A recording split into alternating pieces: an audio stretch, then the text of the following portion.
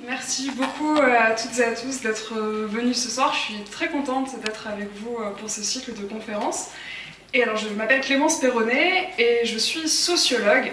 La sociologie, c'est une discipline qui est en général assez peu connue. Moi, j'aime bien dire qu'on est des scientifiques qui essayent de comprendre pourquoi les gens font ce qu'ils font et surtout pas autre chose. C'est vaste. C'est vaste et on est obligé de se spécialiser et de choisir des petits morceaux des activités des gens. Et moi, j'ai choisi un morceau en particulier qui est le rapport que les gens ont avec les sciences. C'est-à-dire comment est-ce qu'on se représente les sciences. Alors là, je dis sciences, j'utilise un sens qui vous est familier, je pense. Je parle des sciences formelles comme les maths et l'informatique, je parle des sciences de la matière, des sciences de la vie, donc la biologie, l'astronomie, la physique, la chimie, etc. Donc toutes ces sciences-là. Et ma question, c'est vraiment quel est notre rapport à chacun, à chacune, à ces disciplines? Et pourquoi, pour certains et certaines d'entre nous, c'est un rapport de facilité, d'amour, de passion. On va s'y intéresser, on va faire ses études, sa carrière en sciences. Alors que pour d'autres, soit c'est du désintérêt, soit c'est même de la crainte, de la difficulté, voire même de la haine. Pour le cas des mathématiques, c'est assez courant. Et alors, vu le nombre de personnes qui sont venues me dire qu'elles avaient ou n'avaient pas, ou ne savaient pas si elles avaient la bosse des maths ce soir, je pense que c'est une question qui n'est pas complètement à côté de la plaque. Moi, c'est le cœur de mes recherches. Pourquoi est-ce qu'on a des rapports les uns et les autres si différents à ces matières scientifiques? Et puis, est-ce qu'on peut essayer de voir des régularités, des choses qui expliquent ces différences entre nous?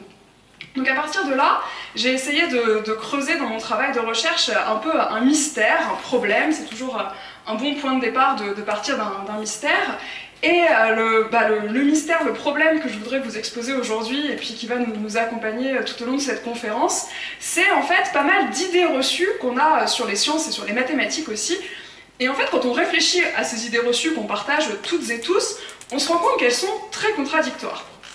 On a une première idée reçue qui est que les sciences, c'est des matières qui sont, alors, peut-être un peu plus difficiles que les autres, mais en tout cas, ceux qui sont très bons dans les sciences, ils ont un peu plus de mérite que ceux qui sont très bons dans autre chose.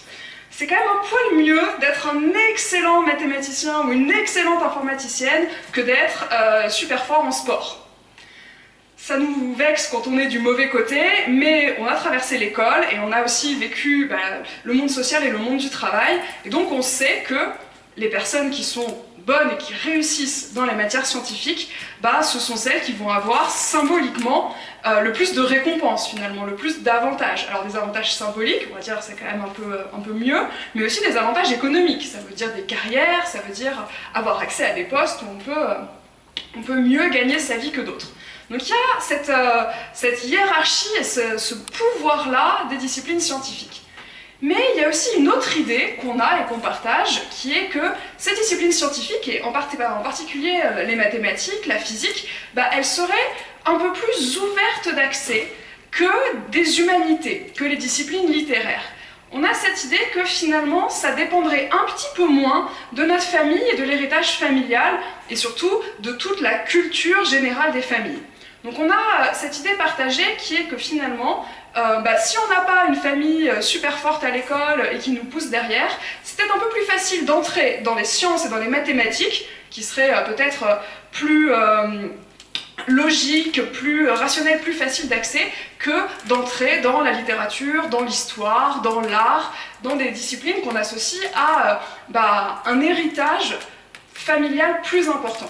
En fait, c'est cette idée que les sciences, elles seraient peut-être un peu l'arme des faibles, c'est-à-dire celles qui permettraient à ceux qui n'ont pas beaucoup au départ de monter dans la société. Un peu les sciences, les mathématiques, la physique comme l'ascenseur social. Donc on a ces deux choses-là qui sont déjà en elles-mêmes un petit peu contradictoires. D'un côté, ça hiérarchise et ça classe les disciplines scientifiques. D'un autre côté, ça nous permettrait d'avancer.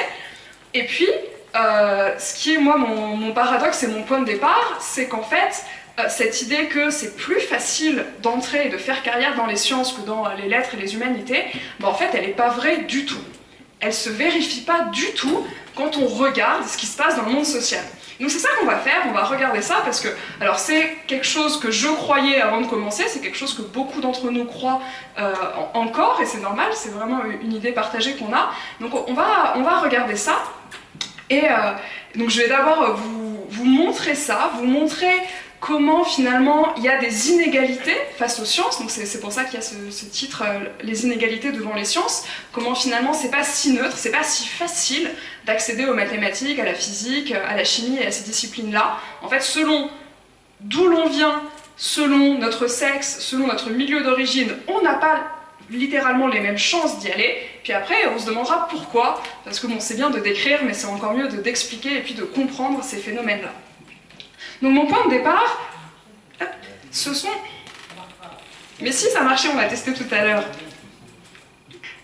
J'ai critiqué ma collègue d'hier en disant, elle disait que ça marche pas alors que ça marchait, et en fait moi non plus ça marche plus. J'ai fait au clavier, ça marche très bien. Le connecteur n'est pas mis, c'est pour ça.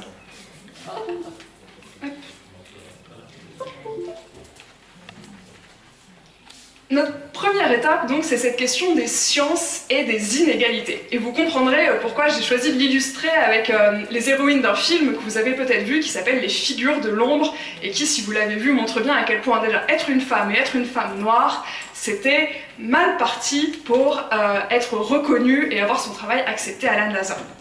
Voilà, ce qui m'intéresse, c'est de déconstruire cette idée reçue qu'on a que finalement, les sciences, elles seraient neutres, elles seraient accueillantes. On pourrait penser que, peu importe qui on est, d'où on vient et quel est notre sexe ou la couleur de notre peau pour s'approprier le théorème de Pythagore. A priori, les équations ne sont pas particulièrement excluantes.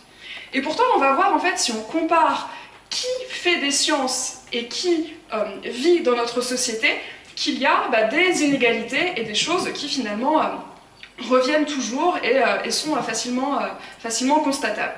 Donc ce que je vous propose, c'est d'observer 3 façons dont le monde scientifique n'est pas très égalitaire quand on le compare au monde dans son ensemble. Donc on va comparer à chaque fois les personnes qui étudient les sciences et qui travaillent dans les sciences avec la société dans son ensemble et regarder si on retrouve les mêmes profils.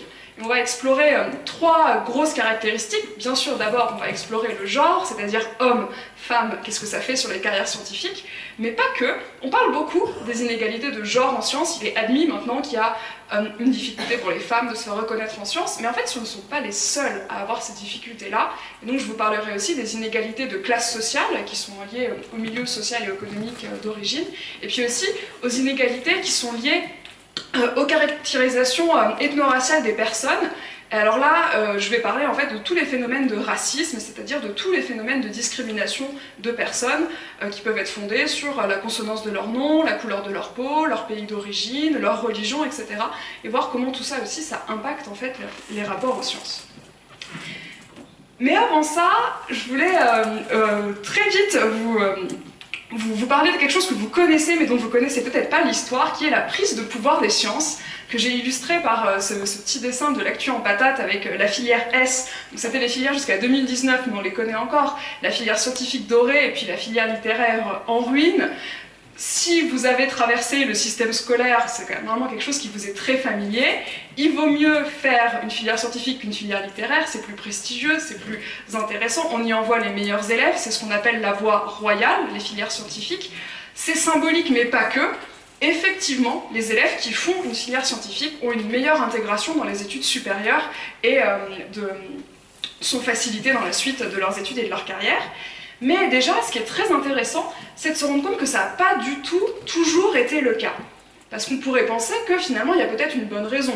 On sélectionne sur les maths, on pourrait se dire, bah oui, on sélectionne sur les maths, peut-être parce que les maths, c'est la matière qui permet le mieux d'exprimer nos compétences rationnelles, nos compétences cognitives. Et finalement, pourquoi ne pas sélectionner les jeunes sur leurs compétences? Mais en fait, c'est assez récent dans l'histoire de l'éducation de sélectionner les gens sur les maths et sur les sciences en particulier. Avant, on les sélectionnait en France sur d'autres disciplines. Et il y a encore quelques pays, même s'ils sont un peu plus rares maintenant, qui sélectionnent toujours leurs élèves sur d'autres disciplines. Et alors dans l'histoire de France, et le pays auquel je pense ici, c'est l'Italie, ils ont en commun d'avoir une sélection des élèves sur le latin, la grammaire et la rhétorique. Donc il faut bien se dire qu'on avait pendant très longtemps des voies royales de latinistes. Aujourd'hui, ça semble parfaitement incongru, mais les voies royales, ça a pendant très longtemps été les voies en fait qu'on appellerait aujourd'hui littéraires, donc latin, grammaire, langues anciennes, rhétorique, histoire. C'est ça qu'il fallait faire quand on était bien né et qu'on était promis à un bel avenir. Il y a eu un renversement complet. Et alors, on peut le voir et le dater très précisément, il y a eu un renversement au moment où l'école française a été transformée. Alors c'est à la fin du 19e siècle, quand on a créé l'école qu'on connaît aujourd'hui comme l'école publique, gratuite, laïque, obligatoire, donc avec notamment les lois Jules Ferry des années 1880. C'est au moment où on s'est dit que l'école, elle devait être pour tous les citoyens et les citoyennes de France. Alors d'abord les citoyennes sont arrivés un petit peu plus tard, mais au moins d'abord tous les citoyens, et qu'il fallait que tous les enfants puissent avoir une instruction finalement réalisée par l'État et non plus par l'Église, qu'il y a eu ce changement entre les matières littéraires et les matières scientifiques comme matière de sélection. En fait, c'est logique dans l'esprit de ceux qui ont créé l'école à ce moment-là, telle qu'elle allait devenir l'école républicaine, parce qu'il s'agissait de scolariser des enfants qui avant n'étaient pas à l'école, notamment les enfants du peuple et les enfants des milieux ruraux, qui n'allaient pas dans ces écoles-là, et l'objectif était de leur donner de meilleures chances contre les enfants d'héritage aristocratique et d'héritage bourgeois, qui eux étaient scolarisés depuis des décennies. Donc l'idée était qu'on allait parier sur de nouvelles disciplines pour un peu rebattre les cartes et justement contrer cet héritage familial que les plus anciens scolarisés pouvaient avoir en latin, en grammaire, etc. Donc il y a vraiment eu, quand on a créé notre école, l'idée que les sciences, elles allaient être cette arme des faibles, cette arme des nouveaux arrivés à l'école, et que c'était finalement une façon de rebattre et de promouvoir l'égalité des chances qui est au fondement de notre école. Mais dès le départ, les intentions n'étaient pas uniquement égalitaires et comme ça favorables aux enfants du peuple. En fait, dès le départ, il y avait aussi l'idée que plus de sciences à l'école, c'était potentiellement un meilleur contrôle de ces nouvelles populations qu'on allait scolariser, mais dont on se méfiait beaucoup.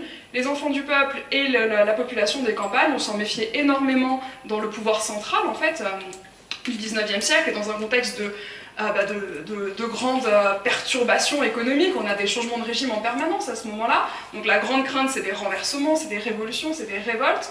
L'objectif, c'est aussi de faire corps français et citoyens pour calmer le jeu politique, finalement, et avoir une stabilité. Et là, les sciences, elles vont être utilisées pour ça, pour faire passer des messages, alors perçus comme des messages de progrès, de rationalité, d'avancée technologique. Il y a aussi cette mise en avant des sciences pour les enfants du peuple et des campagnes pour qu'ils ramènent chez eux et chez leurs parents plein d'idées de progrès scientifiques et technologiques. Donc pour le dire plus court, les sciences, c'était aussi une bonne façon pour que les enfants fassent accepter à leurs parents toutes les nouveautés technologiques de la maison, mais aussi du travail, donc par exemple toute la mécanisation dans les campagnes du travail agricole. Donc tout de suite, il y avait quand même cette idée que les sciences, ça allait être une façon de lutter contre ce qu'on percevait un peu comme l'obscurantisme des campagnards et des pauvres. Ça allait remplacer la religion, ça allait aussi permettre de finalement de remplacer ces idées-là par des nouvelles idées contrôlées par les programmes scolaires. Donc ça permet un peu de comprendre pourquoi on a mis le paquet et pourquoi on parie toujours en fait sur ces disciplines-là et pas sur d'autres. Dès le départ, c'est une question qui est politique et qui est liée vraiment à ces rapports politiques, beaucoup plus qu'une question cognitive de qu'est-ce qui fait mieux travailler le cerveau entre les maths et le latin, quoi. C'est pas vraiment ça la question, c'est plutôt quelle est la discipline qui peut être utile dans un contexte en particulier. Donc voilà comment les bacs S ont pris le pouvoir, et voilà ce qu'il en est aujourd'hui de tout cela. Comme je vous le disais, d'abord il y a les inégalités que vous connaissez peut-être le mieux, qui sont les inégalités de genre. Ça veut dire que plus on avance dans les filières scientifiques, moins il y a de filles. On appelle ça le tuyau percé, que vous avez illustré ici. Donc il faut imaginer que les études et puis les carrières en sciences, c'est comme un tuyau. Donc au début, vous commencez vos études scientifiques, et puis à la fin, si vous réussissez bien, vous avez un super poste d'ingénieur, mettons. Plus on avance, c'est comme s'il y avait des trous par lesquels sortaient les filles, et si bien que si elles sont là au début, elles ont disparu à la fin. Concrètement, en chiffres, ça veut dire que jusqu'à 2019, on avait à peu près 50-50, à peu près la parité à la fin du lycée dans les sciences. On était à 47% de filles en terminale scientifique. Et puis elles disparaissaient après. Après la terminale, plus on avançait vers des postes importants, des postes à responsabilité et puis des études prestigieuses, moins il y avait de filles. Donc c'est ce que vous avez juste en dessous. Je vais tenter cette fonctionnalité, voilà. C'est ce que vous avez juste en dessous, avec voilà, seulement alors entre 25 et 27% de filles dans toutes les formations à la fac, en ingénierie et en sciences, et puis plus on avance et moins il y en a, donc entre 15 et 25% de personnes qui ensuite enseignent, cherchent en maths, en astronomie ou en informatique, avec la palme qui revient aux maths fondamentales, où il y a 12% de femmes enseignantes-chercheuses. Et ce qui est intéressant, c'est que ça ne va pas du tout en s'arrangeant, ni d'un côté ni de l'autre. Au bout, chez les femmes qui deviennent professeurs, enseignantes-chercheuses en mathématiques, mes collègues de femmes et mathématiques ont calculé que si ça continue comme ça, le progrès est tel qu'elles vont disparaître d'ici une centaine d'années et qu'il n'y aura plus du tout d'enseignantes-chercheuses en maths à la fac. Et du côté des lycéennes, le progrès n'est pas constant du tout. On pensait qu'il était acquis, mais la réforme de 2019 a fait vraiment chuter la part des filles en sciences. Donc c'est pas du tout une affaire du passé qui est sur les rails et qui va aller vers la bonne direction. C'est ce que je vous ai mis juste au-dessus là. On a, je sais pas trop dans quel côté c'est, on est passé de 47% à 34,5% de filles entre 2019 et 2021 avec la réforme du lycée. Donc on a perdu des filles étudiant les maths et la physique tout récemment. C'est vraiment quelque chose qui est d'actualité. Et alors avant je pouvais pas dire ça, et donc souvent on me disait oui non mais ça va s'arranger tout seul, dans 10 ans ça sera bon. Non, vraiment on peut reculer, et souvent on recule même plus qu'on avance. Donc il y a ces inégalités-là, et puis pour les inégalités de genre, je voulais aussi évoquer un deuxième phénomène. On a plein de jolies métaphores, donc on a le tuyau percé, et puis on a aussi la paroi de verre. Vous connaissez peut-être le plafond de verre, qui vaut pour tout. Plus on monte dans la hiérarchie des professions et des symboliques, moins il y a de femmes. La paroi de verre, ça veut dire qu'il y a des secteurs entiers qui sont comme réservés aux hommes, donc à hiérarchie égale, des secteurs pour lesquels il est très dur pour une femme d'accéder à un poste important. Et le meilleur exemple de ça, c'est le secteur technologique et numérique. Et pourquoi c'est important? Parce que c'est toutes les entreprises phares qu'on a, alors là, Apple, Google, Facebook, Twitter et compagnie, toutes les entreprises brillantes de la Silicon Valley, ce sont des entreprises qui emploient 70% d'hommes, tout poste confondu, ça veut dire, pour le dire de façon provocante, en comptant les secrétaires et les femmes qui travaillent aux ressources humaines. Au poste scientifique et technique, il y a encore moins que 30% de femmes seulement. Et là aussi, je vous ai juste mis ces données-là pour montrer qu'on ne va pas nécessairement dans la bonne direction. En France comme aux États-Unis, en fait, la part des femmes en informatique a chuté entre les années 80, où au début de l'informatique, il y avait des femmes, et aujourd'hui, où on est, alors aux États-Unis comme en France, on est autour de 20% quoi, de femmes qui sont dans les études d'informatique, et donc encore moins après en emploi. Donc il y a des secteurs comme ça, et comme vous l'imaginez, informatique et numérique, c'est des secteurs extrêmement importants. Quand on voit le poids qu'ils ont sur nos vies actuellement, c'est des secteurs qui pèsent beaucoup économiquement et puis symboliquement. Le genre, c'est une chose, mais ce n'est vraiment pas la seule inégalité qu'on a devant les disciplines scientifiques, et les autres sont beaucoup moins connues, voire même peut-être un peu plus tabous. Une que j'ai découverte en faisant mon travail, moi j'étais partie sur les inégalités de genre tranquillement, sans me douter que j'allais tomber sur autre chose, il y a ces grosses inégalités de classe sociale, c'est-à-dire l'impact du milieu social dans lequel on grandit, donc notamment les professions, les revenus, et puis les valeurs, les habitudes des parents. Un chiffre que j'ai trouvé extrêmement frappant, c'est celui que je vous ai mis ici, qui faisait un bac scientifique, alors qui a disparu récemment, mais qui faisait le bac scientifique? C'était 40% des enfants d'origine sociale favorisée, ça veut dire des enfants de cadres, ça veut dire des enfants dont les parents ont des professions intellectuelles supérieures, sont enseignants par exemple.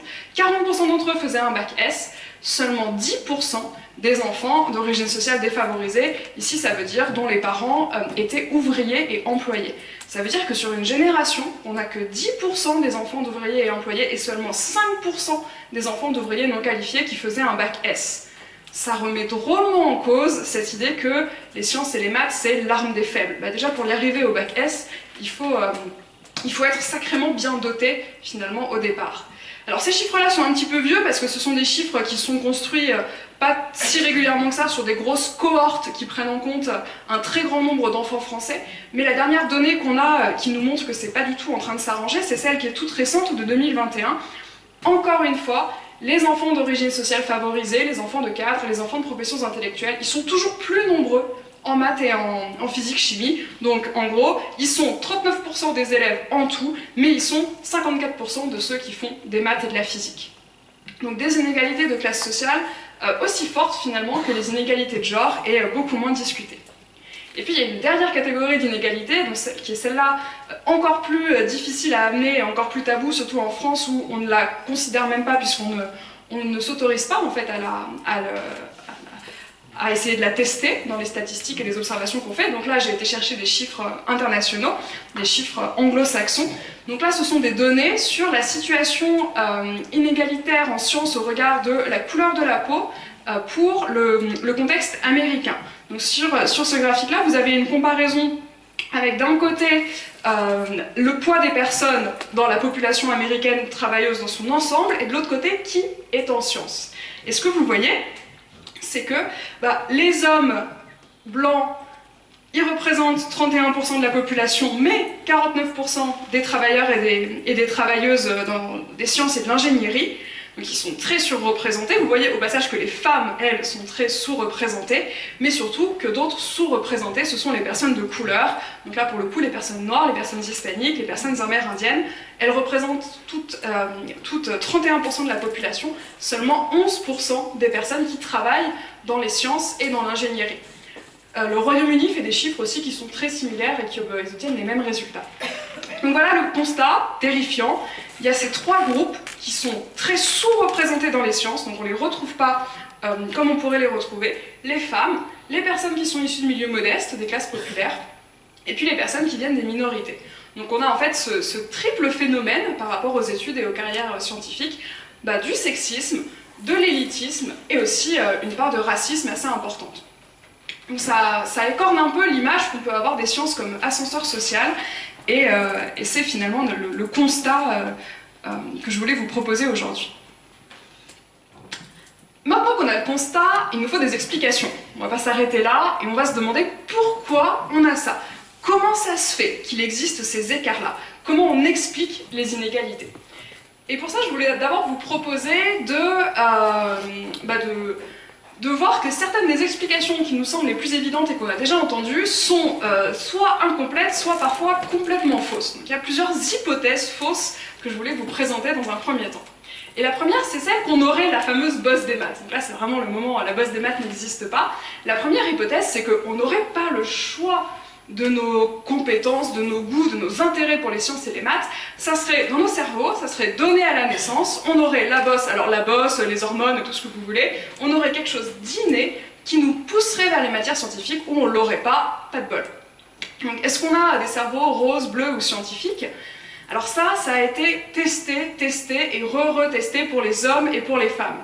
Déjà, je trouve que c'est assez intéressant parce qu'on s'autorise toujours à se demander s'il y a des différences cognitives et de cerveau entre les hommes et les femmes. Si on cherche à expliquer les autres inégalités comme ça, alors est-ce que les pauvres ont moins le gène des maths? On voit que c'est quand même, ça tient pas la route très longtemps comme hypothèse. Mais pour les hommes et les femmes, on teste et on reteste régulièrement. Il y a 3 ans, il y avait une hypothèse qui était que c'était peut-être les hormones de la mère pendant la grossesse qui déterminaient votre niveau en maths 5 ans plus tard. Encore la faute des mamans. C'est toujours de leur faute de toute façon. En réalité, et plus sérieusement, c'est des hypothèses dont on sait qu'elles ne tiennent pas depuis des décennies. Il y a eu plusieurs grosses méta-analyses, c'est-à-dire des analyses qui prenaient en compte toutes les enquêtes connues et réalisées à ce stade. Dans les années 70 et 80, on a montré que chercher des explications innées, biologiques, pour nos compétences en mathématiques et en sciences, ça ne marchait pas. On n'arrive pas à mettre en évidence quelques explications biologiques. Alors ils avaient tout testé. Par exemple la taille. Est-ce que les garçons ne sont pas meilleurs en géométrie parce qu'ils sont plus grands? Peut-être. Non mais vraiment, on voit de plus haut, on se repère mieux dans l'espace. Peut-être. Bon, non. Non, ça marche pas. Les gens petits se repèrent bien dans l'espace aussi.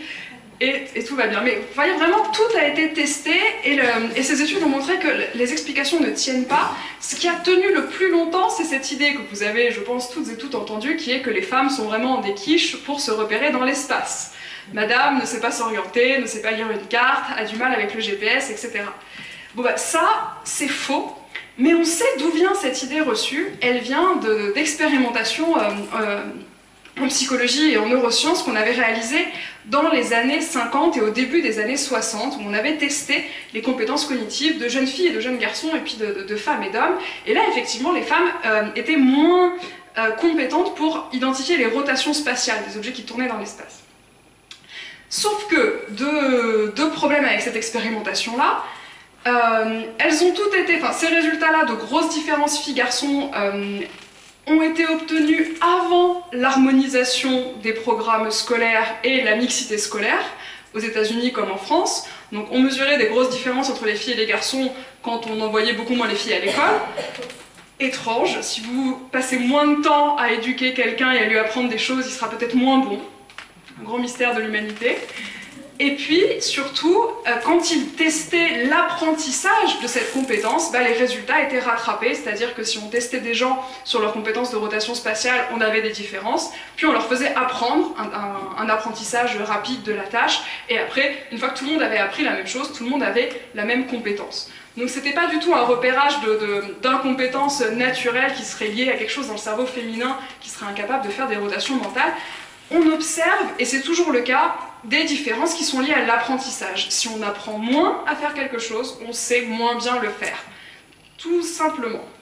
Par exemple, sur les rotations spatiales, on sait que le fait de faire beaucoup de jeux vidéo et de sports collectifs chez les garçons, c'est très bon pour l'entraînement à cette fameuse rotation spatiale.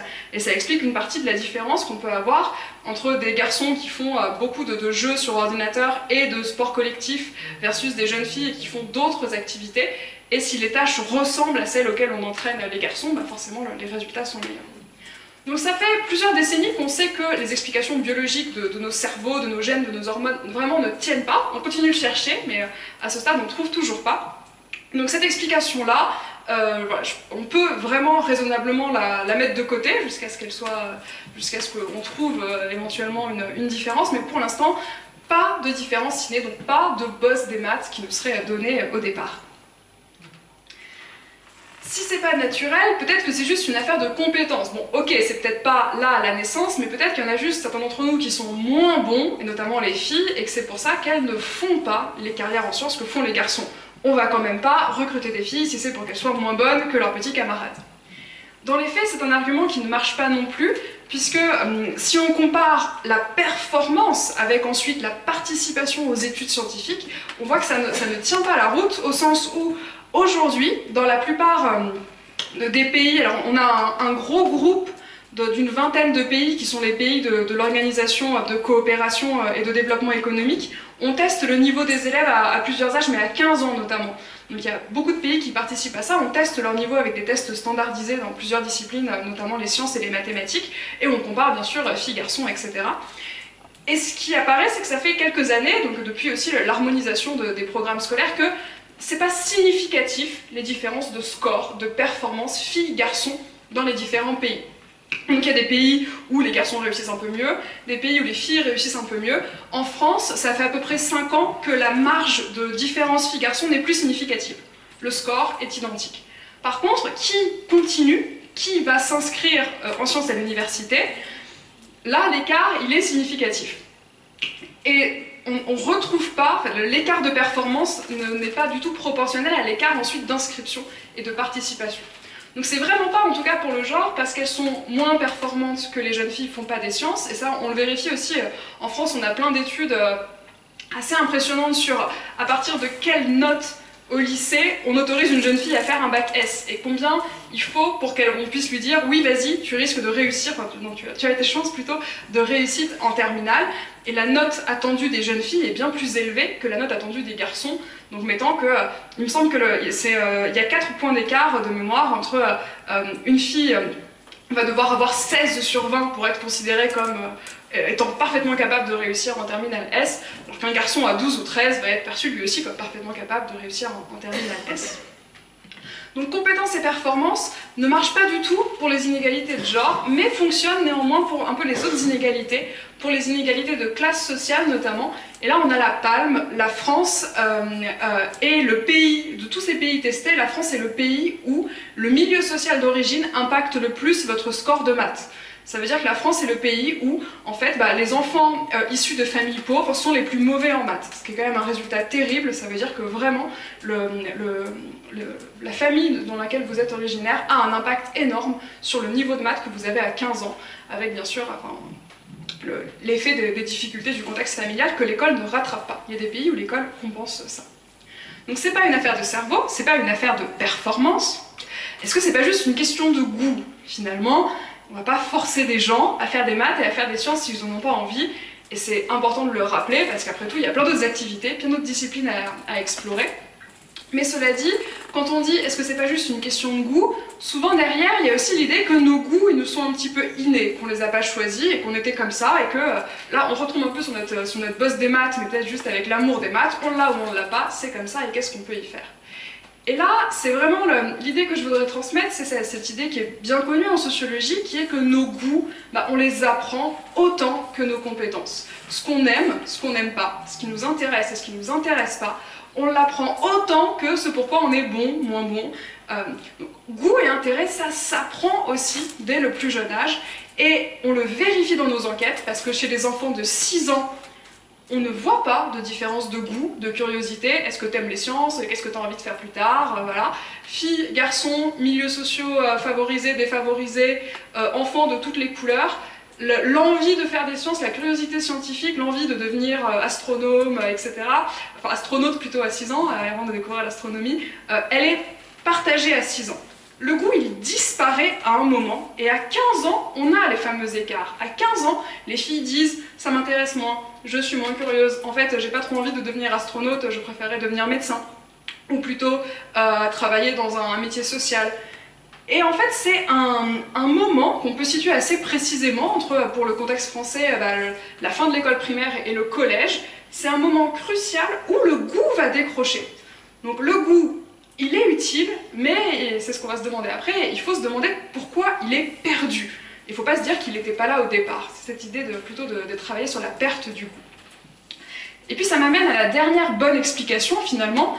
Une fois qu'on a enlevé ces explications biologiques, ces explications de compétences, et puis cette affaire de goût, il nous reste les attitudes, les représentations vis-à-vis des sciences. Et c'est ça qui explique le mieux le fait que tous ces groupes-là, ils sont peu présents en sciences. Donc ici, à nouveau, pour les filles et les garçons, donc comme je vous ai montré, on est sur des scores équivalents. Les filles et les garçons ont eu le même score en sciences et en mathématiques quand ils ont fait ces tests-là. Mais quand on leur demande de se situer, de parler d'elles-mêmes et d'eux-mêmes, ils ne disent pas la même chose. Vous voyez que les filles disent davantage qu'elles sont moins bonnes en maths, alors qu'elles ont les mêmes résultats. Elles disent moins qu'elles ont de bonnes notes en maths. Elles disent moins qu'elles apprennent vite. Elles disent moins qu'elles ont toujours réussi les maths. Elles disent moins qu'elles comprennent ce qui est difficile. C'est vraiment l'image de soi qui est très différente, la représentation de soi par rapport aux sciences qui est très différente entre les groupes qui vont continuer et ceux qui ne vont pas continuer. On a un autre exemple de ça qui est très frappant, c'est une expérience qui a été menée par des collègues en psychologie sociale où on fait faire un test à des enfants en leur montrant cette figure très complexe qui s'appelle la figure de Ray Osterrier et qui est utilisée pour évaluer des compétences utiles aux mathématiques. Sauf qu'on va faire passer ce test à des enfants en leur donnant des consignes différentes. Il y a des enfants qui passent le test à qui on dit c'est un test de dessin, il s'agit de reproduire au mieux la figure que tu vois, et d'autres à qui on dit c'est un test de géométrie.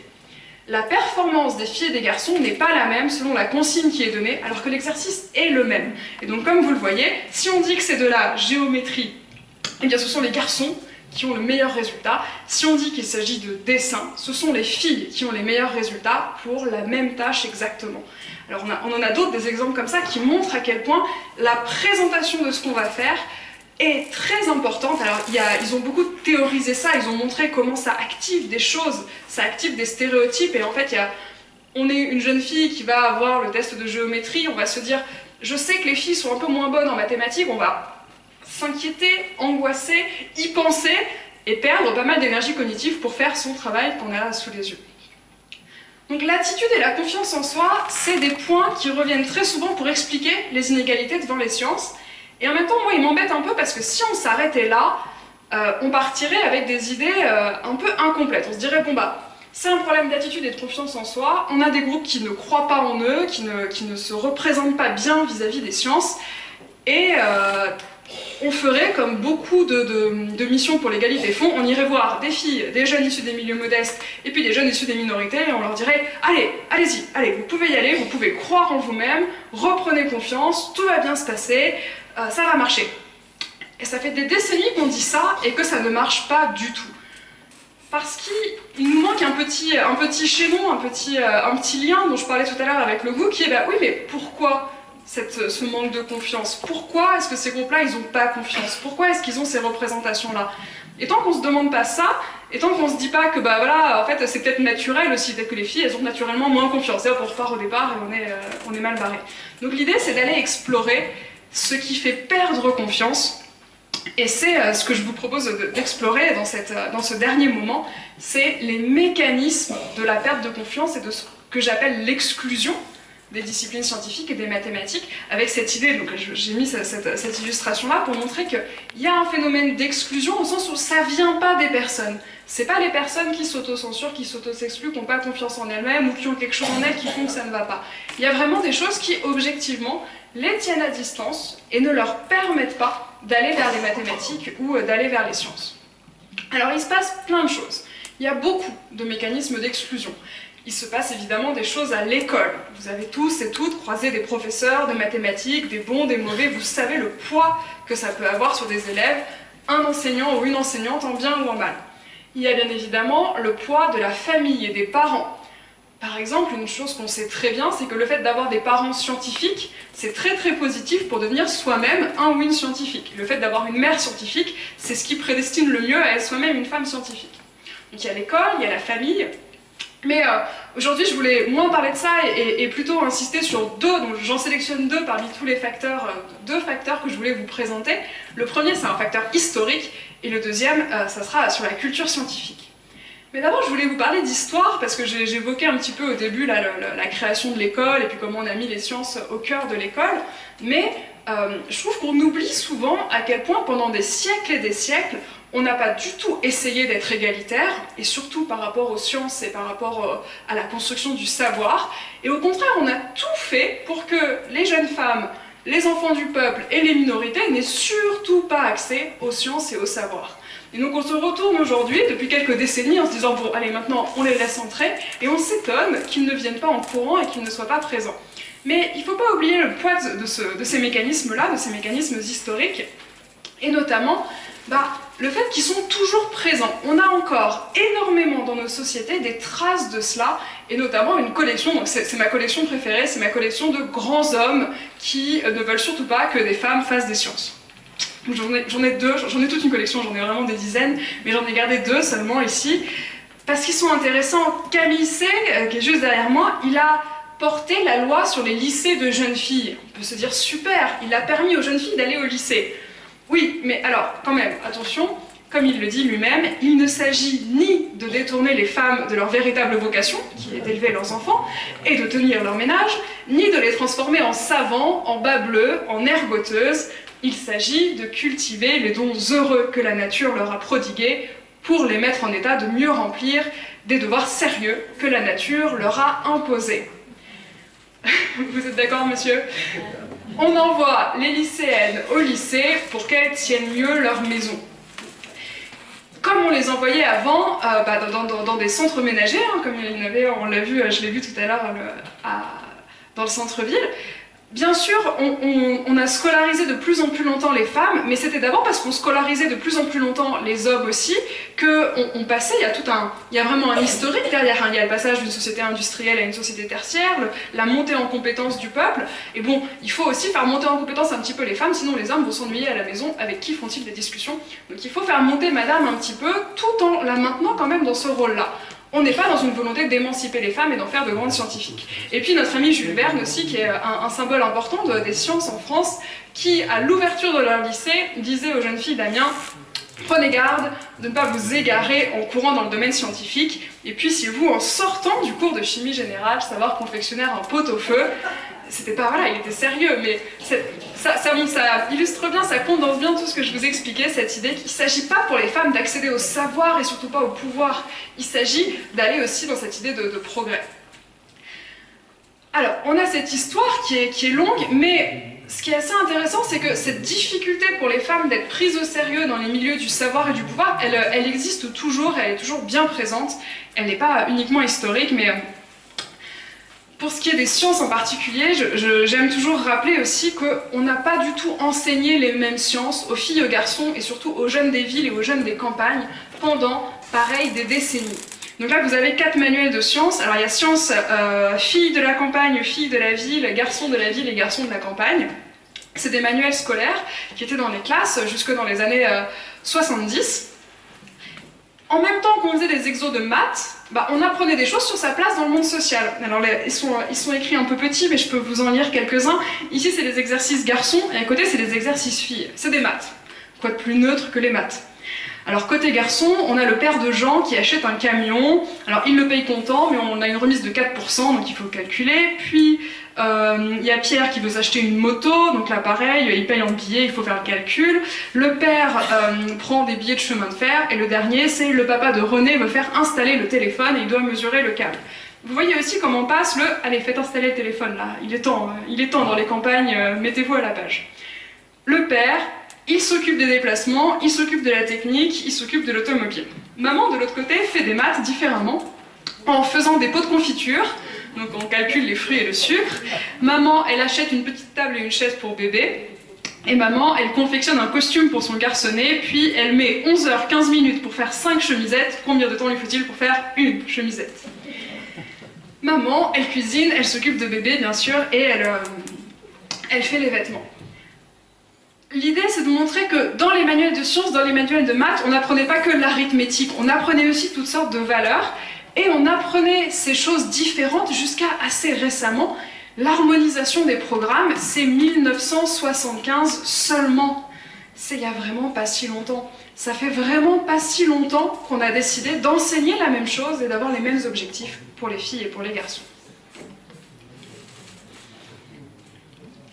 Bien sûr, et ça sera la dernière chose que je vous proposerai aujourd'hui, tout ça n'est pas que du passé, et aujourd'hui encore, on a des effets, donc on a le poids de cette histoire qu'il ne faut pas oublier, parce qu'on ne se retombe pas si facilement sur des siècles d'inégalités. On a aujourd'hui encore dans notre culture scientifique beaucoup de mécanismes d'exclusion. Et ce que j'appelle la culture scientifique, c'est tous les moyens que vous avez de faire des sciences en dehors de l'école. Alors, si vous sortez, si vous allez dans des activités, des lieux d'exposition, des musées, des centres de sciences. Si vous lisez, si vous êtes jeune, peut-être que vous lisez Sciences et Vie Junior, peut-être qu'après vous lisez Sciences et Vie, ou des magazines ou La Recherche, etc. Si vous lisez des blogs et tout ce qui peut aller sur Internet.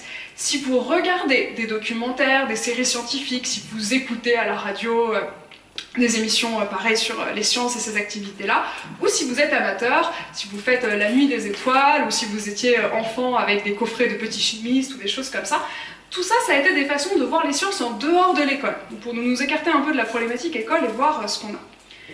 Quand on regarde ce que transmet cette culture scientifique et les objets qui la composent, on se rend compte que c'est finalement impossible qu'on soit tous à égalité intéressés par les sciences.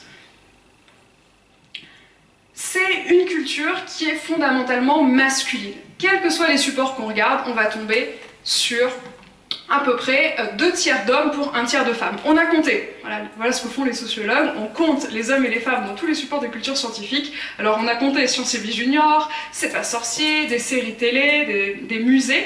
Et Sciences et Vie Junior, par exemple, on a compté sur leur couverture, ils avaient fait 172 couvertures en 10 ans, entre 2010 et 2020. Il y avait 62 couvertures mixtes, 62 couvertures garçons ou hommes, 13 mixtes et 6 femmes, dont 4 que je vous ai mises. Il y a une statue, il y a une femme robot qui a été créée par un geek avec visiblement des intentions romantiques.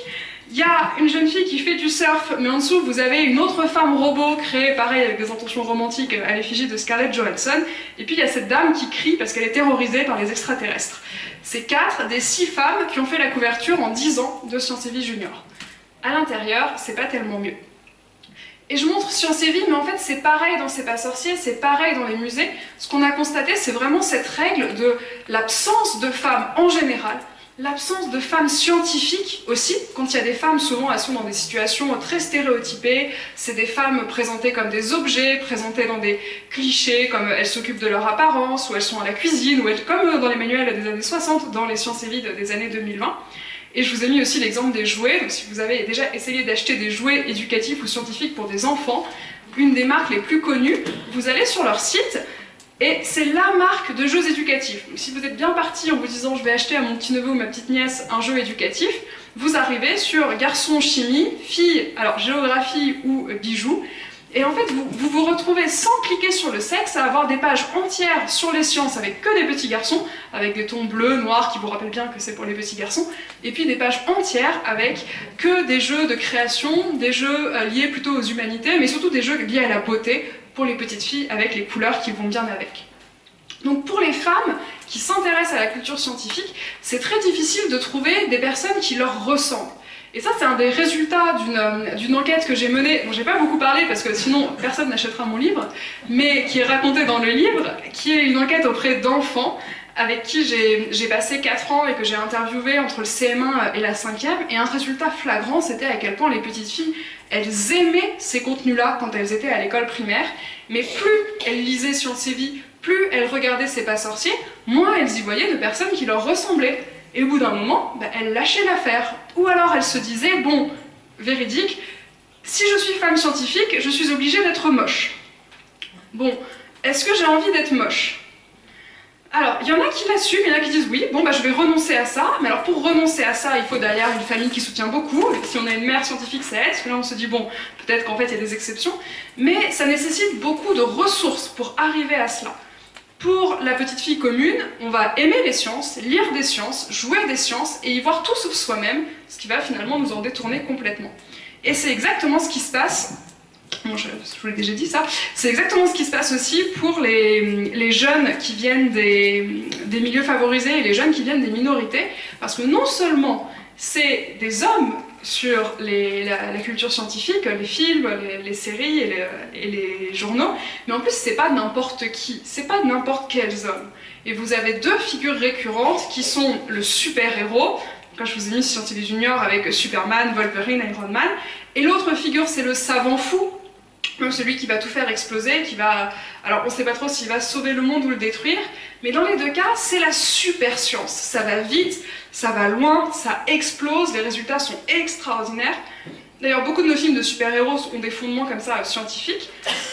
Et ça, c'est pas n'importe qui. Et là, on retrouve toute cette idée que les sciences, c'est pour les élites, c'est pour les génies, c'est pour les meilleurs, qui est très cohérent avec ce regard qu'on a sur nos filières scientifiques. Et pour des petits garçons qui sont des petits garçons normaux, ou qui sont des petits garçons qui vivent dans des quartiers d'éducation prioritaire, ou qui vivent dans des familles de milieux sociaux défavorisés, eux, non seulement on leur a pas dit qu'ils étaient des génies ou qu'ils étaient brillants, mais on leur dit depuis quelques années, quand ils ont 10 ans, qu'ils sont un peu idiots et qu'ils n'y arriveront pas. Donc il y a un moment où, entre l'école primaire et le collège, la figure du scientifique qu'on voit partout, dans les dessins animés, à la télé, dans les livres, à l'école, elle devient complètement incompatible avec la représentation qu'ont d'eux-mêmes plein de jeunes, et les petites filles, et les jeunes issus des milieux modestes, et les jeunes issus des minorités. Il n'y a vraiment pas cette possibilité de se dire « oui, moi, je peux devenir ça, je peux me projeter, il y a des gens qui me ressemblent, et ça a l'air d'être quelque chose qui peut être intéressant, qui peut me convenir ».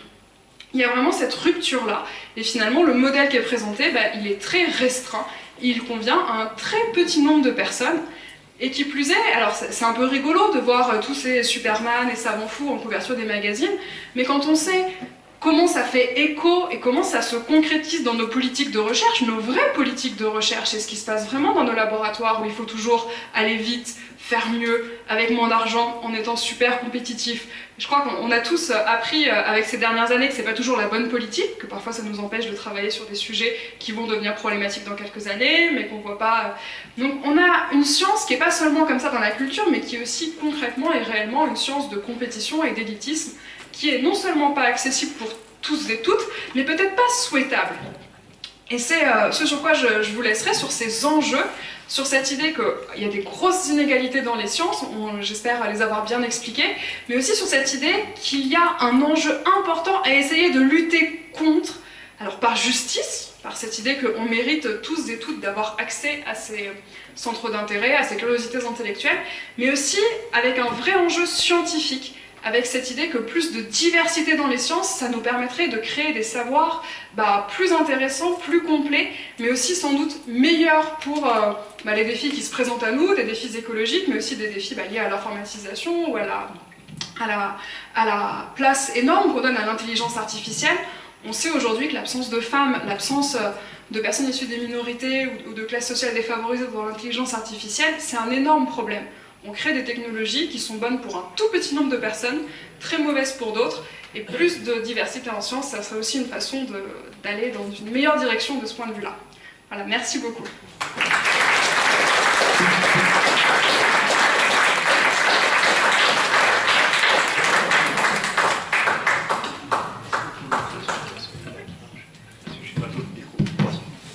Merci Clémence, donc merci pour cet exposé qui était vraiment fabuleux. J'espère qu'on a bien compris le message. Je trouve qu'actuellement quand même on est en train de remettre en valeur des personnalités féminines des sciences, que ce soit des prix Nobel, que ce soit ces femmes de la NASA et tout ça, qu'on avait justement soigneusement mis, pas enterré, mais disons, mis un coussin sur la tête pour ne pas parler d'elle. Donc c'est ça qui est important. Depuis très longtemps d'ailleurs, pas seulement depuis le 19e siècle, mais même peut-être avant. D'ailleurs, ça se refait également dans les paléoanthropologues qui remettent en question justement l'image de la femme telle qu'elle a été construite justement par les paléoanthropologues du 19e siècle, qui magnifiaient l'homme, qui lui ramenait le bison ou le mammouth à la maison, tandis que la femme, il tirait les femmes par les cheveux pour les amener dans leur grotte. C'est ça. Donc on s'aperçoit que souvent ce sont des femmes d'ailleurs qui mènent ces recherches, mais des hommes également les accompagnent. Et on se demande également si les peintures pariétales qu'on retrouve à Lascaux ou tout ça n'ont pas été réalisées par des femmes, justement des femmes chamanes ou des femmes qui auraient très bien pu faire la preuve, c'est la quantité de représentations féminines qu'on trouve en statuaire, donc que ce soit la Vénus de Lespugue ou d'autres Vénus qui sont vers la Russie et tout ça, dans l'Oural. Donc c'est... Voilà. C'était une question aussi. Est-ce que... Il faut que je m'assoie. Voilà, c'est mieux. Oui, c'est vrai, il y a pas mal d'initiatives qui remettent les femmes au cœur de l'histoire et des sciences. Donc c'est extrêmement important de le faire. Et ça commence à s'accumuler, donc on commence à avoir quand même pas mal de choses. Avec le risque de ne sortir que des figures extraordinaires elles aussi. C'est le syndrome Marie Curie. Alors, si je vous demande de me citer une femme scientifique, vous allez me dire Marie Curie. Sauf que Marie Curie, c'est une femme absolument extraordinaire, c'est-à-dire qu'il lui a fallu quand même avoir 2 prix Nobel, je crois qu'il y a eu 2 ou 3 personnes au monde qui ont eu 2 prix Nobel, pour avoir l'autorisation de passer dans le rang des scientifiques célèbres. Et ça pose des difficultés parce que si on sélectionne que ces figures extraordinaires, on ne résout pas le problème de l'identification, parce que qui peut devenir Marie Curie? Ça fait quand même un modèle assez loin. Donc l'idée, c'est de redonner leur place aux femmes, mais aussi aux femmes ordinaires, et aux hommes ordinaires aussi. On a cette tendance à singulariser les découvertes scientifiques ou historiques en créant des héros, des surhommes toujours. Souvent c'est des groupes, souvent c'est des collectifs qui ont fait des choses. Donc c'est une bonne direction d'aller chercher le collectif et la pluralité quand on refait paraître ces figures-là.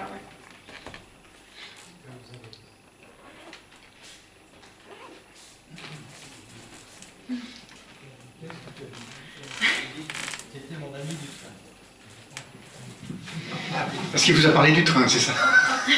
Oui. Bon, oui. Alors, je suis un mec, et j'ai été formé comme les mecs, et j'étais très intéressé pour venir vous voir, pour les propos que vous alliez avoir, et j'y ai réfléchi un peu hier soir, et je ne me suis absolument pas attendu à ce que vous alliez dire. Et en fait, durant votre exposé, brillant, j'aime beaucoup votre exposé, d'accord, il y a quelque chose, tout d'un coup, qui m'est venu à la tête. En fait, après avoir connu Jean-Marie, je suis devenu prof. Donc je suis devenu prof sur le tard. Et j'ai eu un concours, et en ayant ce concours, j'ai été formé pendant une année à Toulouse, où je le voyais régulièrement, puisqu'on prenait le train ensemble. Durant cette formation, je me suis posé des questions sur la façon d'enseigner. N'étant pas du tout pédagogue, je voulais apprendre. On ne m'a rien appris, ça c'est sûr. Mais en fait, moi je me suis intéressé à quelque chose, un petit peu grâce à mon épouse qui est à côté de moi. Je me suis intéressé à la façon dont les enfants mémorisaient. Et nulle part dans votre propos, il est question de ce problème-là. Alors je vais être un petit peu long pour expliquer un petit peu. C'est un certain de la Garanderie qui a commencé à travailler ça sur les enfants en primaire. Et il avait remarqué qu'il y avait des gens qui étaient plutôt avec une mémoire visuelle, d'autres avec une mémoire auditive et enfin d'autres avec une mémoire kinesthésique. Oui. Donc il disait, il faut faire attention, celui qui est plutôt auditif, il faut lui parler auditif. Et celui qui est visuel, il faut plutôt lui faire des dessins. Et en fait, je suis revenu sur mes études que j'ai faites.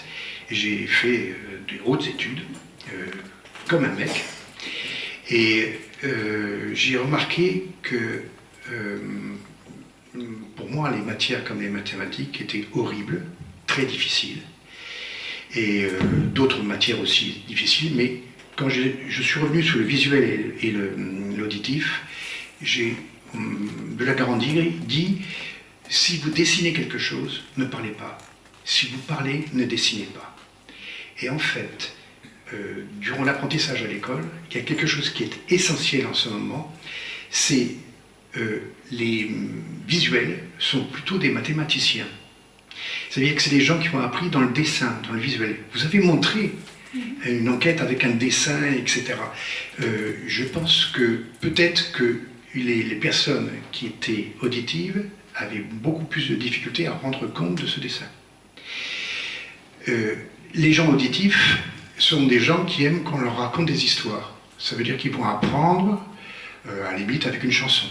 C'est-à-dire qu'ils vont apprendre les tables de multiplication, nanani, nanani, nanana, d'accord ? Et les visuels, c'est il faut voir des dessins. Et en fait, si un enseignant, que ce soit pour les filles ou les garçons, si cet enseignant est plutôt dans le domaine du visuel, il dessine sans arrêt, ou bien il parle en dessinant, ce qui est encore pire pour quelqu'un qui est auditif, eh bien, il va intéresser surtout ceux qui sont visuels. Et ceux qui sont auditifs, ils vont se sentir déclassés. Et à l'inverse, des personnes qui sont auditives vont être très intéressées par des matières où justement on raconte des histoires. Alors là, je vais vous donner un exemple, c'est Socrate, qui parlait de ces sciences qu'il lui il essayait d'enseigner. Il parlait sans arrêt, il n'a jamais rien écrit. Et il était toujours dans l'auditif, il parlait aux gens, il posait des questions, on lui répondait, la fameuse maïotique, etc. Et en fait, il me semble que des sciences comme la philosophie ont été peut-être, à cause de ceux qui enseignaient ces sciences, plutôt des gens qui étaient un peu auditifs, alors que des sciences dites dures, mathématiques, physique, géométrie, géographie, sont plutôt des matières qui sont réservées à des visuels. Ce qui ferait que, fille ou garçon, si une fille est d'abord auditive parce qu'on l'a formée d'une certaine manière à écouter des histoires, etc., elle ne va peut-être pas être scientifique parce qu'elle n'est pas dans ce système-là. Voilà où je voulais en venir. Est-ce que vous avez travaillé là-dessus ? Alors moi non, parce que ça ne rentrerait pas dans le champ de ma discipline. Si vous voulez, les différentes disciplines scientifiques se partagent les objets et les approches, et donc là on ne serait pas dans une approche sociologique, mais plutôt alors de sciences de l'éducation ou de psychologique. Et en tant que sociologue, là, moi, ce que j'aurais envie de dire, c'est, bah oui, mais du coup, on recrée le même problème, qui est pourquoi les gens sont auditifs ou visuels au départ. Et à mon avis, la réponse est exactement la même au final, c'est-à-dire, parce qu'on les a éduqués pour être l'un et pour être l'autre, et donc la sociologue en moi parierait, et je pense qu'on pourrait trouver des travaux pour confirmer cela, que le type d'éducation familiale qui produit ce qu'on peut appeler ensuite des visuels ou des auditifs, à voir ce qu'on entend par là, parce que là, moi je voudrais aussi une liste de critères, et j'aimerais l'associer au milieu social, au genre, etc., pour voir quelles sont les régularités, et s'il en existe. Et je pense, enfin je fais le pari qu'il en existerait, comme pour beaucoup d'autres traits de caractère qu'on essaie de tester de cette façon-là, et que donc si effectivement, il est possible que si on teste les filles qui vont vers des filières littéraires, on découvre qu'elles ont un profil plutôt auditif, et les garçons qui vont vers des filières scientifiques, on découvre un profil plutôt visuel, c'est parfaitement possible. Mais est-ce que ce n'est pas juste la conséquence finalement de ces apprentissages-là? Donc c'est comme ça que je verrais la chose, et finalement que ça serait inclus, et pas une réponse alternative. Je ne sais pas si ma réponse vous convient. C'est parce qu'on forme très mal nos professeurs, mais c'est quelque chose qui est très utile à savoir dans une classe, c'est vrai.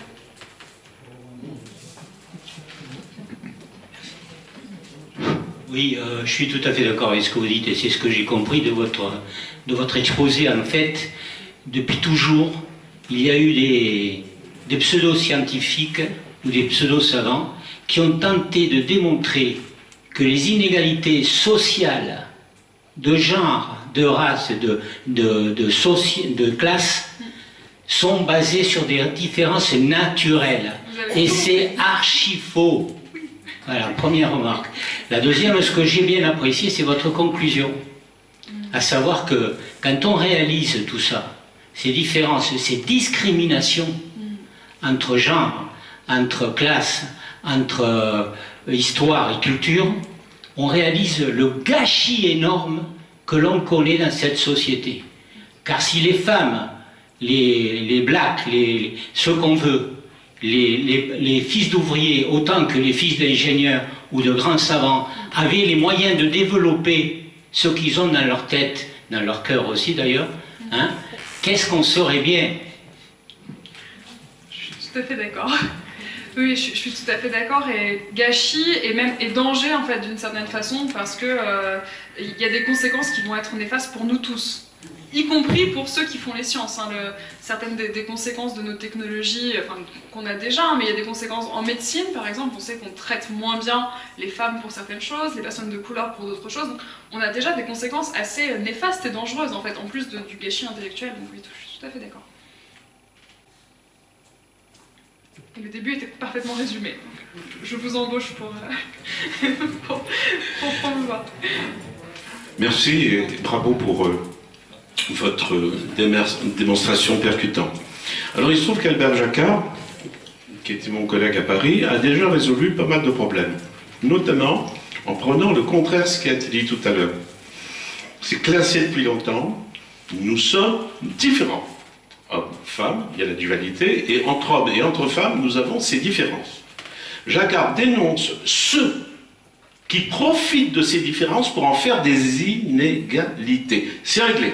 Voilà quelque chose qui est réglé. Donc, ces différences, on va prendre la diaspora palestinienne. Comment se fait-il que... Et là, on voit l'exemple de l'eau qui prend la forme du moule. Comment se fait-il dans la diaspora palestinienne, quand les petits-enfants restent en Palestine, ils ne vont pas avoir le même succès que quand les enfants ont décidé d'émigrer aux USA. Et donc on voit encore, grâce à votre démonstration, qu'on observe ces différences d'espèces, de couleur de peau, qui ne tient plus lorsque l'enfant est mis dans un milieu socio-professionnel ou une autre civilisation, entre guillemets, société, qui privilégie les sciences. Attention, parce qu'il y a d'autres sociétés qui ne privilégient pas les sciences. Donc, en ce qui concerne les diasporas, c'est notamment la diaspora africaine que j'ai bien connue avec le succès des professeurs mathématiques sénégalais, et notamment Cheikh Anta Diop. Donc tout ça s'effondre. Ce qui fait que vos observations sont très importantes pour après passer aux solutions. Et moi j'avais besoin, dans mon échec aux sciences, en tant que formateur de professeurs, de savoir comment former les professeurs qui justement cherchent aussi à bien transmettre le savoir le plus également possible, quelle que soit la couleur et quel que soit le sexe, le genre. Et il se trouve que j'avais besoin des femmes. Donc dans nos réseaux, qu'est-ce que va apporter la femme de plus? Parce que si elle apporte les mêmes théorèmes que ceux qui nous dirigent, elle va faire de la photocopie de pouvoir. Et donc, ce qui a été important au niveau, je prends un seul exemple, c'est la bienveillance chez le bébé. Que fait un chercheur masculin? Il prend plusieurs enfants, il présente un jouet aux deux enfants, et il va compter statistiquement dans quel cas il y a un partage. Et il se trouve qu'il y a un affrontement. Donc, ils ont conclu que chez l'enfant, il n'est pas naturellement bienveillant. Or, lorsque une femme chercheur arrive, et c'est ça le message qu'on attend, et qui est en train de transformer le monde, c'est que la femme prend bébé, la femme chercheur prend bébé, avec maman, pour montrer que bébé est bienveillant, mais elle teste, hein, on ne peut pas le savoir au début, et elle demande à une personne, alors que bébé joue, il a ses jouets, de laisser tomber un stylo. Ou encore à cette personne d'être triste. Et ce même bébé qui aurait été non bienveillant dans l'expérience masculine, d'un coup, on remarque que statistiquement aussi, que l'enfant quitte son jeu, regarde sa maman d'abord pour voir, et puis tout seul va donner un jouet pour consoler la personne qui est triste. Ou il arrête son jeu et il va chercher le stylo pour le tendre à la personne qui l'a fait tomber de l'autre côté de la table. Voilà la différence qu'on attendait, qui montre justement que rien n'est fatal, et c'est ça le grand message des femmes, de la féminitude dans les sciences, rien n'est fatal, et je terminerai que si les statistiques modernes ont calculé qu'il était impossible pour un bourdon et une abeille de la NASA de voler, c'est impossible. Et que la nature nous montre quoi? Que ces grands statisticiens qui font les aéroplanes et les fusées sont arrivés au contraire de ce que la nature a fait, c'est-à-dire s'il n'y avait pas des abeilles pour voler, les fleurs ne pourraient pas être pollinisées. Voilà. Donc rien, le message, c'est que rien n'est fatal et que les conclusions par les observations doivent être dépassées grâce à l'entrée des femmes dans le monde des sciences. Alors, je vous remercie beaucoup parce que vous me permettez d'aborder un point très important. Je pense que ce que vous venez de dire, c'est un bon résumé d'une posture qui est une posture qu'on appelle différentialiste, qui dit les hommes et les femmes sont différents fondamentalement et complémentaires, et la venue des femmes dans les sciences serait bonne parce qu'elles apporteraient autre chose. Moi, je suis en profond désaccord avec ça. Je pense que c'est faux et que c'est une des raisons qui nous empêche d'avancer, en fait. Enfin, que c'est une des raisons qui nous empêche d'arriver à l'égalité. D'abord parce que, par exemple, quand vous dites on attend les femmes, qu'est-ce qu'elles peuvent nous apporter? Mais alors, rien en fait. Les femmes n'ont pas du tout à venir vous apporter quoi que ce soit. Enfin, quand je dis vous, je veux dire aux sciences. Les femmes n'ont pas du tout à venir dans les sciences pour apporter quoi que ce soit. C'est pas du tout ça. Les femmes exigent d'être traitées comme des égales des hommes, comme les autres. Et les femmes exigent qu'on leur donne la place pour être, pour apprendre et pour avoir leur place dans la société comme les autres personnes. Donc c'est pas tout à fait la même chose. Et puis, la difficulté qu'on a, donc, pour résumer, c'est cette idée que la pensée des femmes et des hommes serait toujours fondamentalement différente, qu'il y aurait par exemple plus de compassion, plus de bienveillance chez les femmes, plus de rationalité, mais aussi un problème de froideur quoi, chez les hommes qui ne seraient pas capables par exemple de faire une expérimentation en prenant en compte la mère du bébé. Ça c'est très dommageable parce que ça suppose qu'on a encore cette espèce de nature d'homme ou de femme en nous. Alors attention, je ne veux pas dire qu'il n'y a pas de différence. Ça serait quand même stupide de dire non, pas de différence, on est tous pareils, regardez. Non, oui, on est différents. On est différents par notre sexe et plein de choses qui vont avec, nos corps sont différents, on est différents, il y en a parmi nous qui sont myopes et d'autres pas, on est différents par notre taille, enfin on est différents par une multitude de facteurs. L'important c'est de savoir quelles sont ces différences et jusqu'où on leur donne une portée. Et pour moi, là où il y a une rupture et une erreur à ne pas faire, c'est de ne pas penser que le fait d'être une femme implique des traits de caractère comme la bienveillance, le soin de l'autre, le goût pour la maternité et autrui, là où le fait d'être un homme impliquerait directement des traits de caractère comme la rationalité logique et froide. Pour moi, l'erreur, elle est là, et l'erreur est de dire votre corps d'homme ou de femme implique ça. Non, votre corps d'homme ou de femme, il implique plein de choses qui n'ont rien à voir avec tout ça, et votre éducation vous a appris à être penché vers une chose ou vers une autre. Et alors, le fait que l'éducation des femmes les penche, enfin, les amène à être attentives à autrui, à prendre soin d'autrui et à être dans cette posture constante de soin, il suffit de regarder comment on élève des petites filles pour se convaincre que c'est quelque chose qu'on apprend. Et à mon avis, il suffit pour le coup d'être une femme pour savoir que c'est quelque chose qu'on n'a pas toujours envie d'avoir appris et qui ne nous fait pas forcément toujours plaisir et qu'on aurait parfois voulu apprendre autre chose. Donc je crois que c'est très important de renoncer à ça et de se dire que l'objectif, c'est pas que les femmes viennent être complémentaires des hommes dans les sciences, ou pas que les pauvres viennent être complémentaires des riches dans les sciences, mais de bien établir l'opportunité pour tous et toutes d'apporter quoi que ce soit, que les hommes apportent la bienveillance, que les femmes apportent éventuellement l'erreur qui va amener à faire la bombe atomique, enfin peu importe, elles n'ont pas à être la bonne caution, ou la rectification, ou le redressement.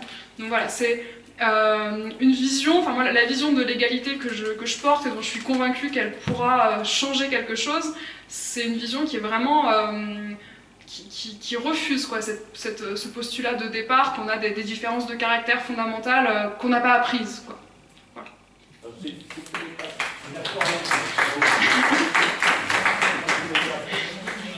Mais si vous voulez, on pourra débattre ensemble après aussi. C'est une étape très importante en quelques secondes. Je ne dis pas que c'est la finalité que vous venez d'exposer. Je dis que les femmes rentrant dans les sciences, étant donné que c'était le monopole des hommes jusqu'à présent, apportent bien une différence. Pas de la bienveillance. Pour démontrer que le bébé enfant, qu'il soit garçon ou fille, j'étais très mal compris, c'est pour ça qu'on est d'accord là-dessus, donc ne déformez pas mes propos. La femme va arriver dans un milieu masculin où les expériences étaient formatées par des hommes. C'est le formatage qui est en train de changer pour en arriver à ce que vous venez de dire, c'est-à-dire cette finalité qui est en train d'être construite. Attention, et vous avez bien fait de rectifier parce que certains font l'erreur.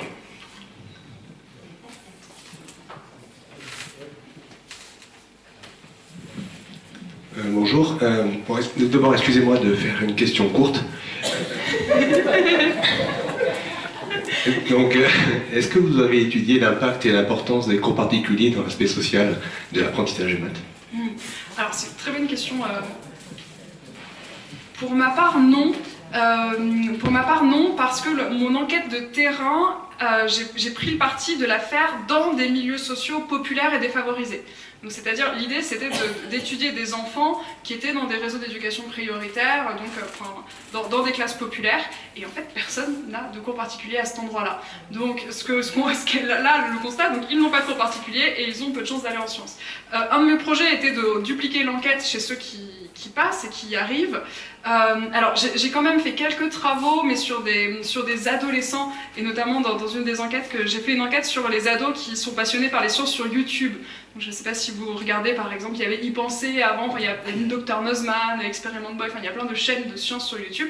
J'ai étudié les ados qui regardaient ça, et qui, eux, se destinaient à des grandes carrières dans les sciences. Et là, pour le coup, c'est vrai que les cours particuliers, c'est pas du tout quelque chose qui est sorti. Alors qu'ils étaient déjà engagés dans des brillantes filières et carrières scientifiques. Donc je dirais que c'est... faudrait vraiment revérifier, mais ça me semblerait être un facteur minime comparé à, par exemple, la structure familiale et le fait d'avoir déjà des parents dans le domaine, et par rapport aussi à l'implication dans les loisirs. Donc je pense que les loisirs, là pour le coup, leur consommation passionnée de vidéos scientifiques, leur participation à des clubs avait plus de poids que des cours particuliers. Quelque chose qui marche très bien, c'est l'intégration quand on est jeune de sociétés savantes. Si on a un club de sciences local ou si on a une association de scientifiques locales, ça c'est très efficace, ça fait un réseau, ça fait... Donc peut-être ça, c'est beaucoup plus sorti que des cours particuliers chez les jeunes un peu plus âgés que j'ai étudiés et qui étaient passionnés et qui allaient sans doute réussir en sciences. Donc voilà ce que je peux vous dire des données que j'ai. À Carcassonne, il existe le club des petits débrouillards, donc pour ça.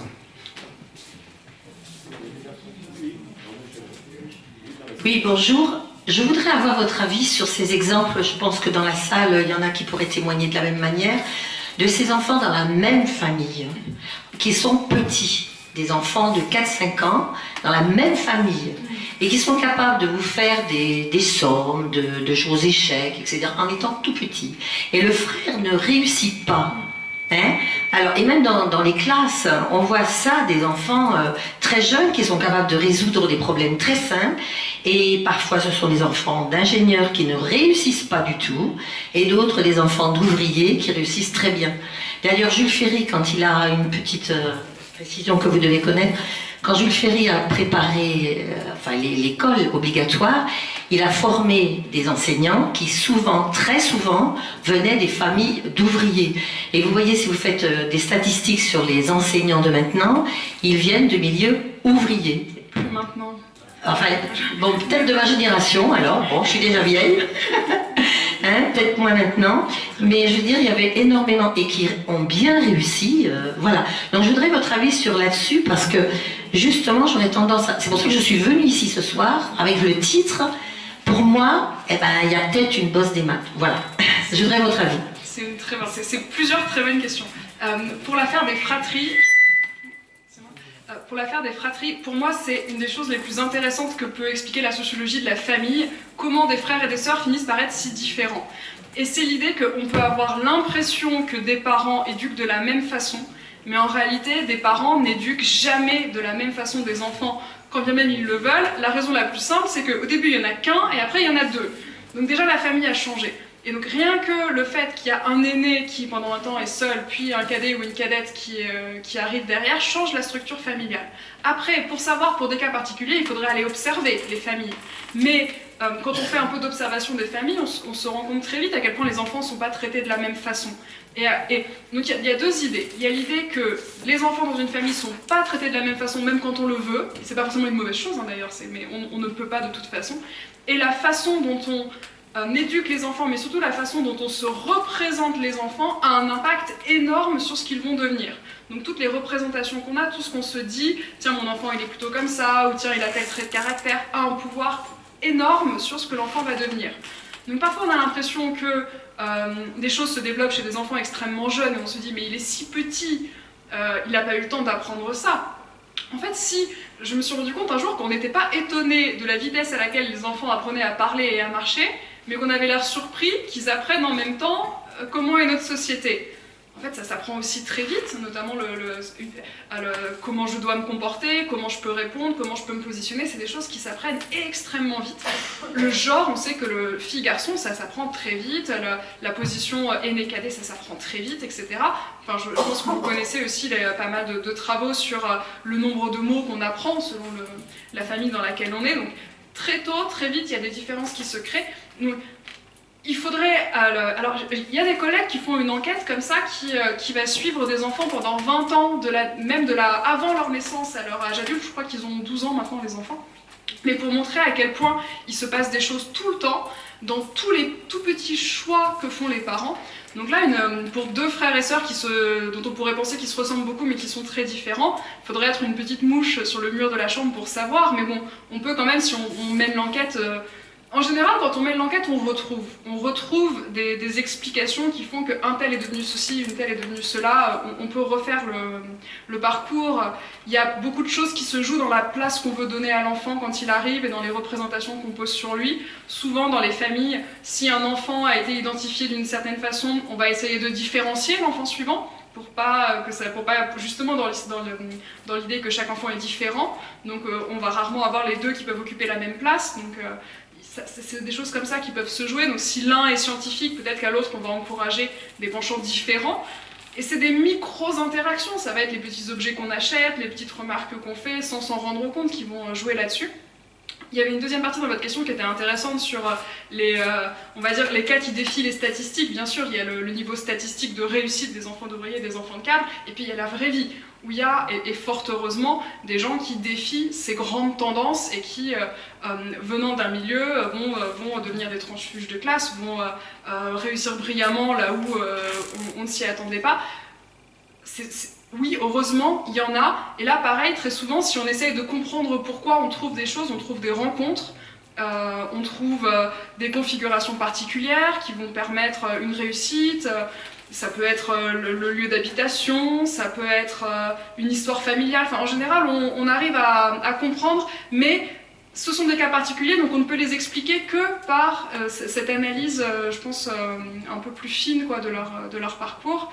Et puis ce que vous me disiez sur les enseignants, c'était très intéressant. Vous avez complètement raison sur le fait que c'était une profession fondée sur les classes populaires et fondée sur... c'était l'objectif, en fait, surtout dans les campagnes et dans les milieux ruraux, que les enfants du pays éduquent les enfants du pays. Et c'est vraiment en train de changer. Alors, on a encore pas mal de personnes issues des classes populaires qui deviennent enseignants dans le primaire. Le secondaire, lui, c'est vraiment moyennisé. Les professeurs du secondaire, maintenant, sont quand même de milieux sociaux un peu plus élevés. Et dans le primaire, on voit que ça se sépare des deux côtés. Il y a de plus en plus de personnes issues de milieux très favorisés qui deviennent enseignantes, principalement des femmes à l'école primaire, mais il y a encore quand même, oui, des classes populaires. Mais c'est plus du tout le même profil qu'au début. J'espère vous avoir répondu. Et la bosse des maths, ah bah oui, non, pour moi, elle n'existe toujours pas. Mais si, j'en ai pas du tout parlé ici, mais dans le livre ou dans d'autres textes, j'essaye de faire cette analyse des parcours. Donc dans le livre, par exemple, il y a beaucoup de portraits d'enfants, où à chaque fois c'est un enfant dans sa famille, et pourquoi cet enfant-là, dans cette famille-là, ça marche ou ça marche pas. Et là, pour moi, c'est des arguments un peu plus convaincants, parce que vous avez le cas d'un enfant, alors on peut dire, bon bah voilà, oui, c'est... Karim, il est unique, en même temps son cas est typique. Et je trouve que, enfin, moi c'est ce que j'aime aussi dans la sociologie, c'est d'essayer de voir, bah oui mais Karim, alors il aimait les sciences parce que son père était, j'en prends un au hasard quoi, son père avait commencé à étudier les sciences en Algérie, puis il a immigré, donc il a le regret, donc bien que son père soit ouvrier, il va être éduqué dans le goût des sciences. Bon, là on comprend pourquoi, etc. Sauf que les parents divorcent, donc le père s'en va. Et ben là, avec le père, s'en vont les sciences finalement. Donc il y a toute une période et donc là on voit comment un divorce peut faire disparaître la bosse des maths, donc faire disparaître le goût des maths quoi. Donc ça peut être des choses comme ça qu'on ne peut comprendre qu'avec une histoire. Mais après on peut revenir un peu à la généralité en voyant que bon bah si dans un cas c'est un divorce, dans un autre cas ça peut être un autre membre de la famille et une autre histoire. Mais la mécanique est la même et la bosse des maths naturelle, elle, on la voit toujours pas.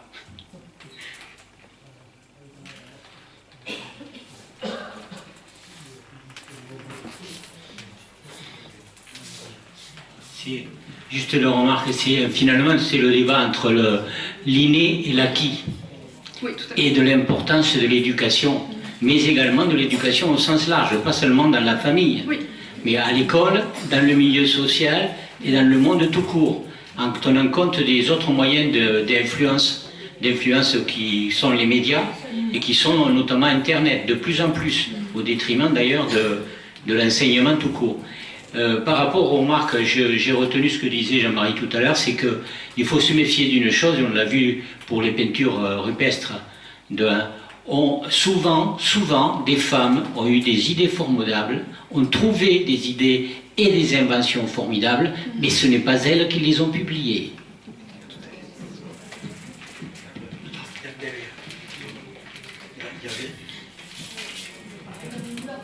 Est-ce que vous avez pu étudier et nous dire si le matheux, il est feignant ou pas?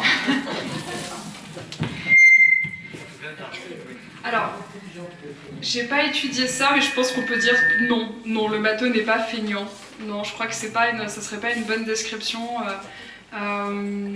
Alors ça dépend ce qu'on appelle un matheux, mais si on prend les matheux qui ont été jusqu'au bout et qui ont bien réussi, mettons qu'ils soient devenus chercheurs, enseignants-chercheurs, officiellement mathématiciens ou mathématiciennes, c'est vraiment pas des feignants, hein, parce que c'est des gens qui font, enfin pas au sens classique du terme, au sens où c'est des gens qui font des études longues, avec énormément de travail. Donc non, c'est pas... bon, on pourrait retourner la question et trouver des façons dont ils sont feignants, mais je crois que c'est pas... Oui, ça tiendrait pas bien à l'examen comme hypothèse. Voilà, je sais pas un mot. En fait, il y a le grand mystère. Le mystère, on ne va pas l'élucider ce soir, c'est l'inné et l'acquis. Donc je suis tout à fait d'accord avec tout ce qui vient d'être dit. On a les modèles de société, on a le modèle coréen et le modèle nordique. Déjà, il faut enlever l'idée que l'école est obligatoire, les anciens ont bien travaillé, c'est l'instruction qui est obligatoire. Donc, avec le problème du Covid, beaucoup de personnes ont fait valoir leur droit d'école à la maison, en socialisant par le sport notamment, et la musique. Et pour terminer, on a deux modèles, et la France toujours essaie d'opposer ce qui est long, ce qui est court, ce qui est possible, ce qui n'est pas possible. On a deux modèles. Le modèle coréen, le PIB de la Corée du Sud est supérieur à celui de la Russie. Pourquoi? Parce qu'ils ont tout misé sur le dressage. Et ça marche. C'est-à-dire qu'on enlève tout et on dresse. Même la police va chercher les candidats au bac pour les amener. Donc le dressage fonctionne et c'est un choix. Et c'est l'enfant qui va faire le choix parce que quand on est dans le modèle nordique, on leur apprend surtout rien avant 12 ans. On fait des projets, notamment le projet de l'école en forêt. Et à ce moment-là, l'enfant en forêt, que ce soit le garçon ou la fille, on voit une autre institution, un autre pays va développer des compétences, non seulement physiques, de grimper, d'écrire une lettre à ses parents sur ce qu'il fait, de se servir des mathématiques pour le poids de la cabane, des distances où il se trouve, et on vient, nous, en tant qu'enfant, mon enfant intérieur, qui n'a pas de mémoire à cause des accidents de vaccination, collectivement, j'étais en échec par rapport donc à l'accumulation. On ne peut pas retenir plus qu'une phrase. J'ai compris très jeune, et c'est l'enfant qui est choisi. Face à ces deux modèles que je viens de dire, le modèle de dressage et le modèle où on n'en prend rien à l'enfant, mais on le met en situation de projet. Donc quand j'ai été enseignant, plus tard formateur de maître, c'est le projet qui compte. C'est pour ça que l'école Freinet a un succès relatif. C'est le projet. Alors, après, l'enfant que nous étions et l'adulte que nous sommes devenus, même à la retraite, choisit de garder son enfant intérieur, y compris en devenant adulte, de choisir le modèle soit coréen, soit le modèle nordique. Et moi, si j'avais eu des échecs aux langues et aux mathématiques, développer une autre forme d'intelligence, il y a longtemps, je serais parti dans les pays nordiques. Voilà, peut-être que je vous ai encore mal compris et qu'en fait on est d'accord, mais moi je suis très en faveur de l'école publique centralisée. Je pense que ça reste une des meilleures façons de promouvoir l'égalité. L'école à la maison et surtout l'école privatisée et l'école libéralisée, je pense que c'est une assez mauvaise pente. Tous les exemples qu'on a de ça nous montrent que c'est catastrophique pour l'égalité sociale. Et alors je ne commenterai pas, mais alors et la Norvège et la Corée sont très très mauvais sur l'égalité entre les sexes. Donc...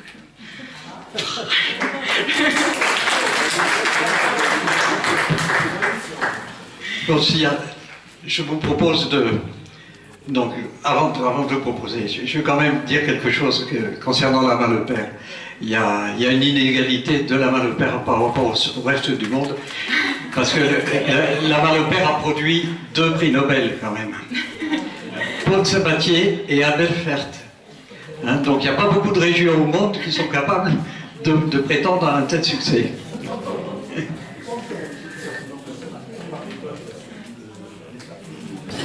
Vous n'avez parlé que des sciences, mais il n'y a pas si longtemps, les filières d'excellence au lycée, c'était maths, latin, grec.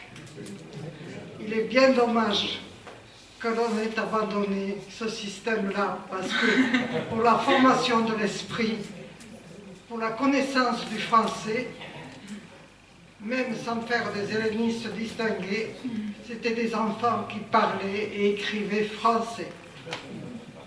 On peut tous aller faire du latin à l'apéro, je pense que c'est une bonne idée. Merci madame, vous avez...